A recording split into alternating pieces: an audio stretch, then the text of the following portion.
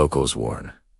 Don't go into the Appalachian Mountains at night, because when the sun drops behind those endless ridges, the forest is no longer just a forest. The silence thickens in a way that feels alive, pressing against your skin, smothering your ears until even the beat of your own heart feels foreign. The Appalachians have always held secrets older than any town built at their base, secrets buried in the soil and whispered through the cracks in the rocks. By day, the trails are filled with hikers snapping photos of waterfalls and families marveling at the wildflowers. But when darkness spills over the slopes, the mountains become something else entirely. There are stories passed from one generation to the next. Hunters who saw lights between the trees when no one was there, miners who vanished down shafts that were later found completely collapsed as if swallowed whole, and children who claimed to hear voices calling their names from the hollows. The phrase is always the same.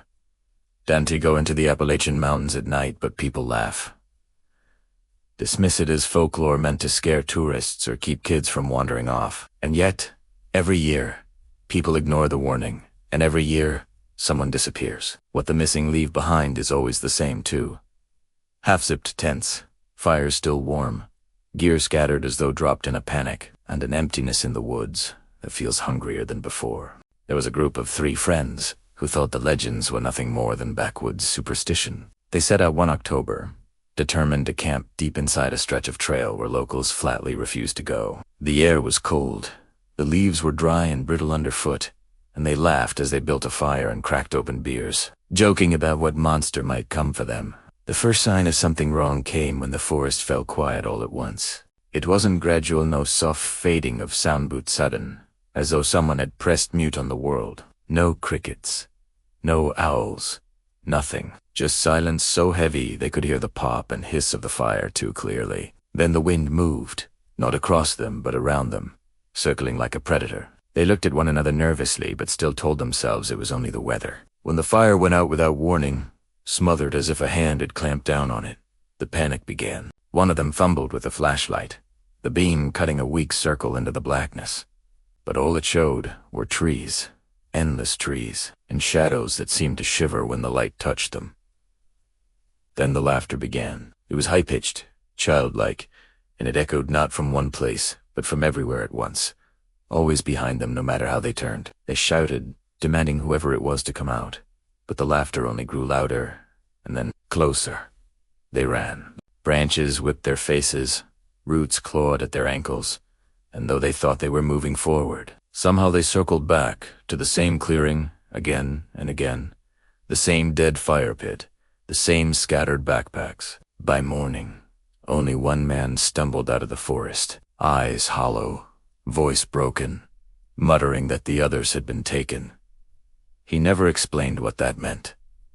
He never returned to the mountains, and the 2 who vanished, their bodies were never found. Rescue teams who go searching for the lost have their own stories, though many never speak of them publicly. Some say the compasses spin wildly in the mountains at night, needles jerking toward nowhere. Radios fail. GPS glitches. The woods fold in on themselves, paths twisting like a maze, dragging them deeper when they try to turn back. There was a team who swore they heard the missing woman's voice calling to them, frantic and pleading. Against better judgment, they followed the sound. Every time they thought they were close, it echoed again, further, higher, behind them. They pressed on until they came to the edge of a cliff they didn't even know was there. One more step, and they would have plummeted hundreds of feet. When they froze in shock, the voice stopped. They found the woman's body the next morning, but not at the cliff. She was lying miles away, her face twisted in terror, her throat bruised as if gripped by invisible hands. The rescuers never spoke of it again, but their eyes betrayed the memory, wide, glassy, haunted. Others tell of strange lights weaving through the trees, pale and flickering like lanterns carried by unseen figures. Sometimes the lights form a circle around the searchers. Sometimes they vanish all at once, leaving the forest darker than before. More than one rescuer has resigned after a single night mission, refusing to ever go back, whispering that the mountains didn't want them there. It's easy to laugh at such tales from the safety of your screen. Easy to say it. Superstition, exaggeration, the imagination, playing tricks in the dark. But if you stand on the trails of the Appalachian Mountains after midnight, you'll feel the truth for yourself. The air grows colder, damp and metallic, stinging your lungs. The trees no longer seem fixed in place, but bent forward, as if leaning to listen. Whispers curl between the branches, soft at first, then unmistakable. They say your name. They tell you to keep walking. Sometimes they sound like people you love.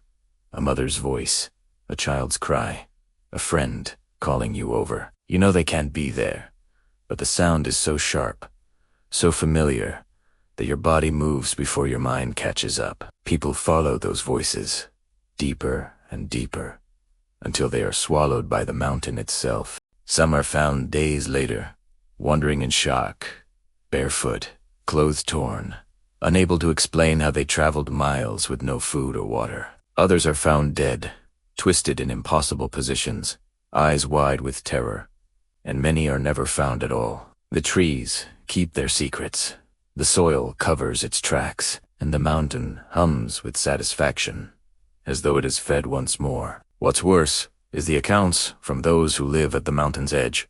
They claim they see figures at the tree line at night, tall and motionless, with faces too pale, too blurred to be human. They claim lights flicker in their homes, shadows move against walls where nothing casts them, and sometimes, on the darkest nights, they hear scratching at their windows like something trying to come inside. The locals keep their blinds closed and their mouths shut. They don't talk about what they've seen, not to outsiders.